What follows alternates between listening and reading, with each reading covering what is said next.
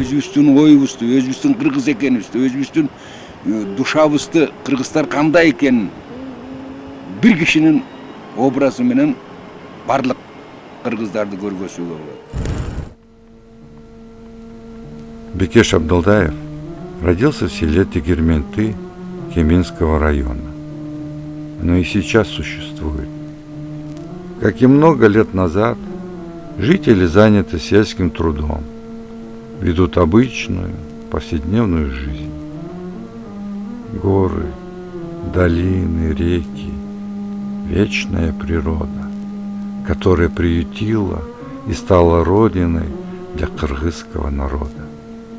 Эту простую жизнь со своими радостями и трудностями Бекеш Абдулдаев запечатлел на пленку и сохранил для потомков.